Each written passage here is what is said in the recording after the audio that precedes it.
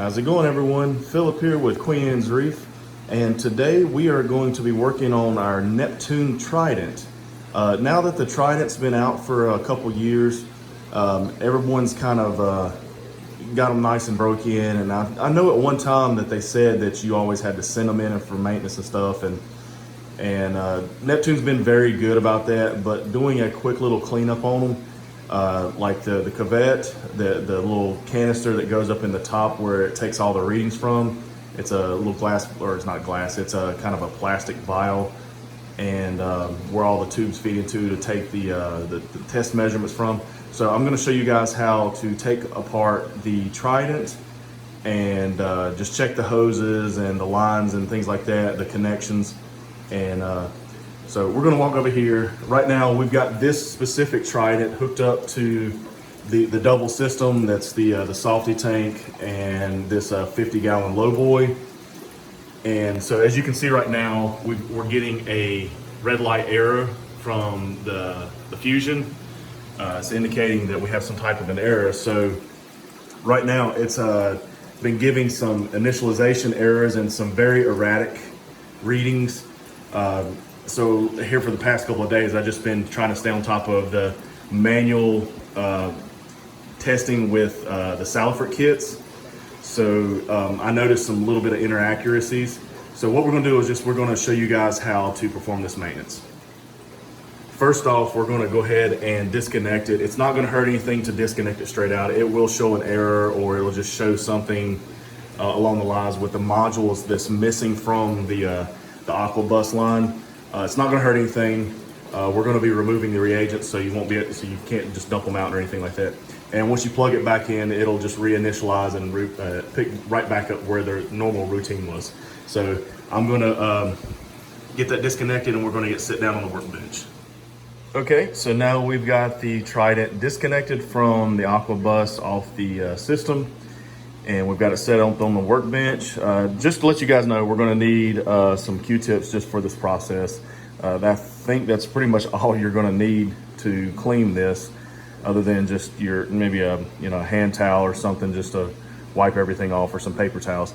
Over here on the Fusion software, you can see that we're getting a test B fail, and some of our readings, even though the alkalinity is showing pretty consistent, been getting strange erratic readings off the magnesium.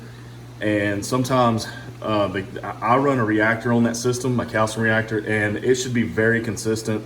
So the calcium's been very erratic. So yet another reason why we're going to look at it. And also, like I said, we're getting a test B fail on that. So that could be a clogged line or something like that.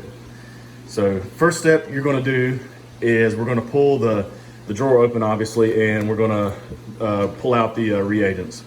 So I'm going to do that next.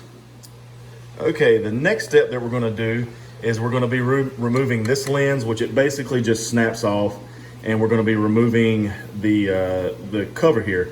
The way that you'll be removing that cover, I'm going to go ahead and slide the tray out and sit it off to the side.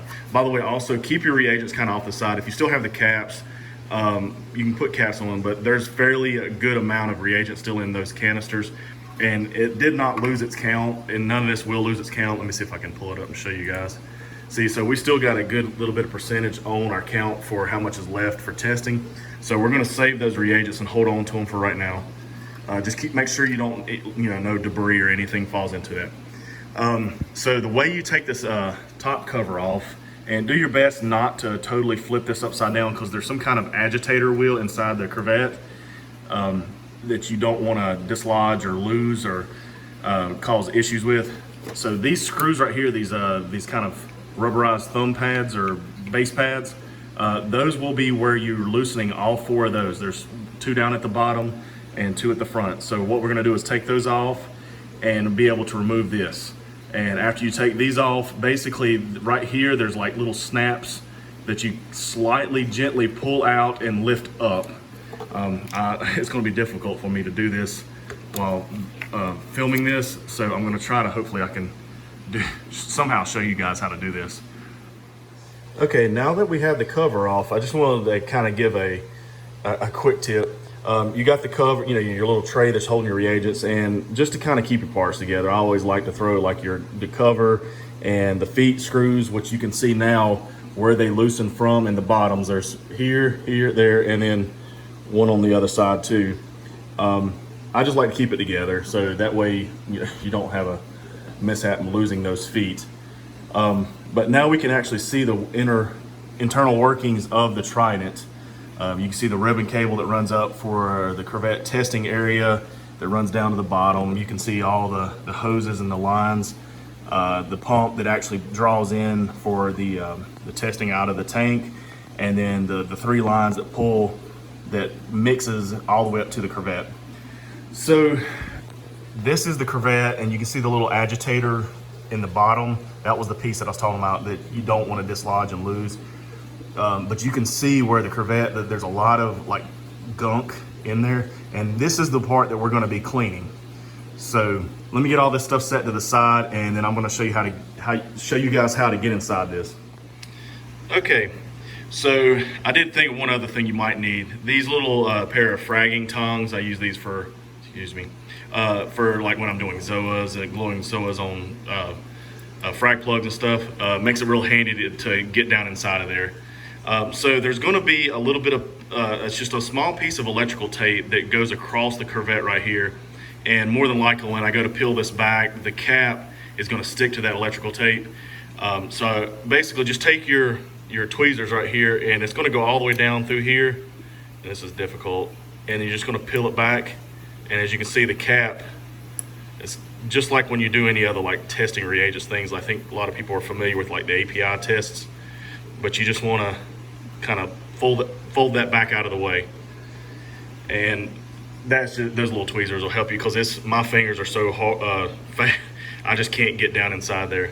And then that's the cap that you need to get off right there. And actually I need the tweezers again to kind of lift that off, because my fingers are just too large to get down in there. And that's the cap.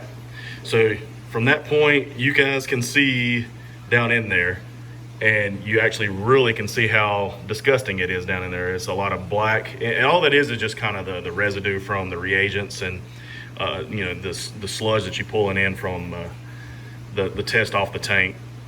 So we're going to take some Q-tips and clean this area out really thoroughly, and then after that we're going to start checking the lines and the hoses and everything.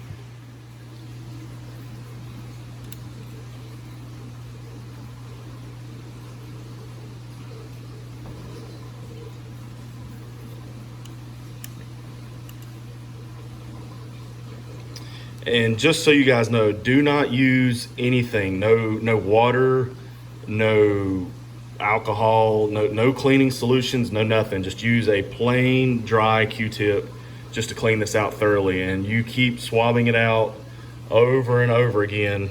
Sorry, I didn't mean to let it go out of frame there, I apologize. Just you keep swabbing it out until when you get done, you should be able to swab through there and have a totally clean Q-tip.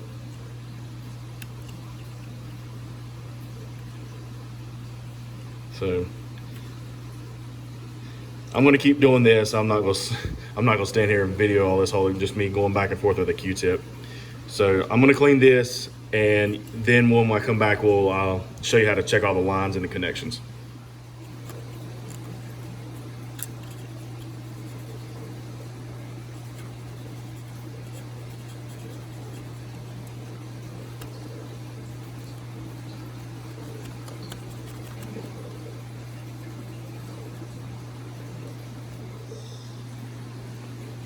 We're still about 4 Q-tips in, and I'm still cleaning, getting a lot better, but you can kind of see kind of the gunk we're getting out of that.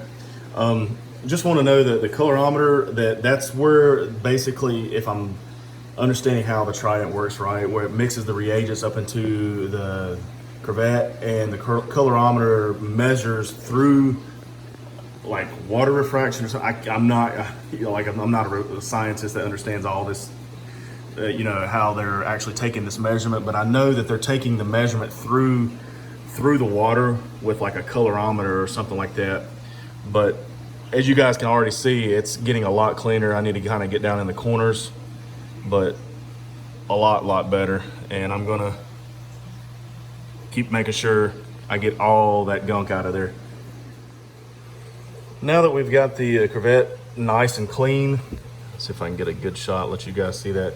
You can see that little agitator beam thing I was telling you about. It's not really attached to anything, which is kind of why I was saying you don't really want to invert the Trident all the way over, because if you did, there's a chance it might fall out. I mean, the cap's on it, it's obviously not going to come out, but just as a precautionary, try not to lose that little agitator beam in there. It just helps for testing. But yeah, we got this nice and clean now. So we're gonna go through and check all our lines, connections, things like that. Okay, so as I was pulling this apart, I did notice that I had some reagents. Oops, sorry.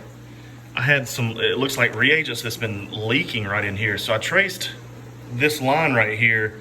And remember how I told you guys earlier that I was getting a test B fail? And I was looking, let me see if I can get a good angle at that. That connection right there was actually loose.